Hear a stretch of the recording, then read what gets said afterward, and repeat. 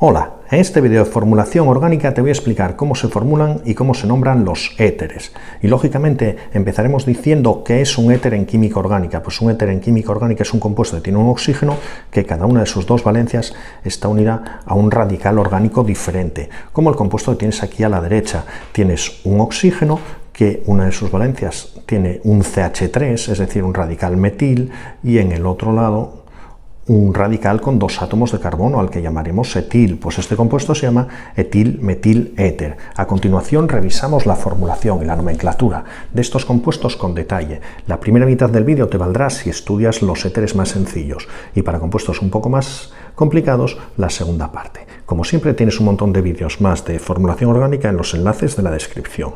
Ahora vamos a ver con detalle las normas para nombrar los éteres. La primera forma que te voy a explicar es la forma oficial de la IUPAC. Entonces, dado que en un éter tenemos dos radicales, como aquí, el radical más sencillo, el que tenga menos átomos de carbono, vamos a ponerle la terminación oxi. Y a continuación nombraremos el otro radical, el otro compuesto, como si fuese un compuesto él solo. De manera que aquí entonces, esto nos queda, el radical más sencillo es el metil, pues entonces nos queda metoxi.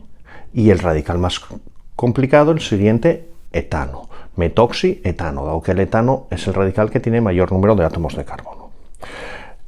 Radical más sencillo terminado en oxi, seguido del nombre completo del otro compuesto. Hay otra forma que quizás sea un poco más sencilla de nombrarlos y también es permitida, es una forma un poco más tradicional, que es nombrarlos como un éter y primero los dos radicales terminados en il. Suele recordarse esto diciendo éter, nombrándolos en este caso por orden alfabético. ¿Eso que nos queda para el mismo compuesto que estábamos antes?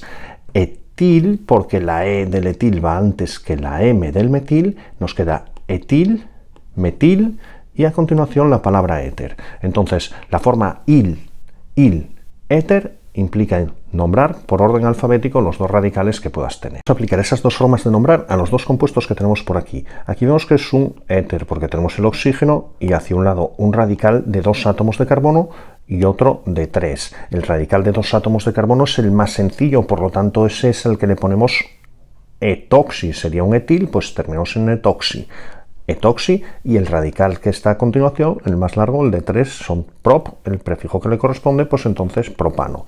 Etoxi, propano. Si hacemos esto por la otra forma de nombrarlos, que sería éter, el etil va antes que el propil y terminamos en la palabra éter.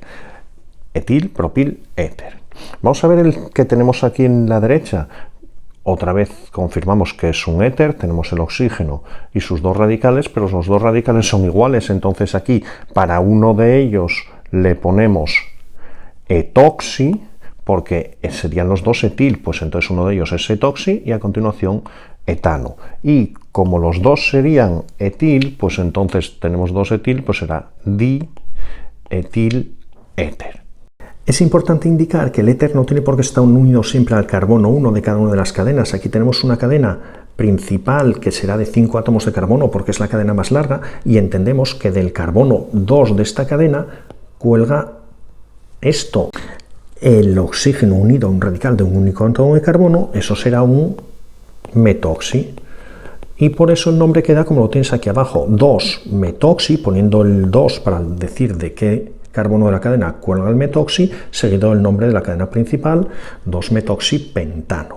¿Qué tenemos en la parte de abajo? En la parte de abajo tenemos un compuesto en el que hay distintos radicales. Tenemos 2-metil y tenemos este radical que es un etoxi en una cadena de 7 átomos de carbono que empezamos a numerar por el lado que haga que los localizadores en total la suma sea más baja. 1, 2, 3, 4, 5, 6, 7 átomos de carbono, de manera que la forma de nombrar esto será que en el carbono 5 hay un etoxi, después 2, 3, dimetil, heptano. ¿Por qué pongo el etoxi antes? Porque la E del etoxi va antes, por orden alfabético, que la M del metil. Es interesante revisar los nombres cuando en los éteres tenemos algún ciclo como el benceno. El que tenemos aquí en la parte superior tenemos un benceno que como radical lo llamamos fenil y del otro lado del oxígeno tenemos un CH3, es decir, un metil, entonces sería fenilmetiléter por orden alfabético, o si ponemos oxi al radical más sencillo, como es la forma IUPAC más correcta, sería metoxibenceno. Este compuesto se le conoce por su nombre tradicional, que es el anisol. O si lo que tenemos es dos grupos benceno, uno a cada lado del oxígeno, pues esto será difeniléter, o a uno de los fenil, cuando le tengo que poner el oxi detrás, me queda fenoxi, y el otro compuesto, ¿cómo es su nombre? Cuando no es radical, sino su nombre completo. Su nombre completo es benceno, por lo tanto sería fenoxibenceno. Interesante ver que a este radical, el benceno con el CH3, a este se le llama bencil, mientras que este otro radical es el que es fenil, con lo que este compuesto me queda por orden alfabético bencil, fenil, éter. Y si lo nombro por la forma IUPAC sería fenoximetilbenceno. Aquí tenemos la tabla de grupos funcionales y orden de preferencia. Tienes abajo un vídeo que te explico esta tabla y sus consecuencias con mucho detalle, en el que podemos ver que los éteres no son compuestos que estén muy arriba como grupos prioritarios. Todos estos otros compuestos, en el caso de coincidir en el mismo compuesto que un éter, son prioritarios, y en ese caso el éter será grupo secundario. Entonces, el éter, cuando es grupo secundario, se nombra con las terminaciones oxi o oxa. Y vamos a ver ahora en qué casos ocurre esto.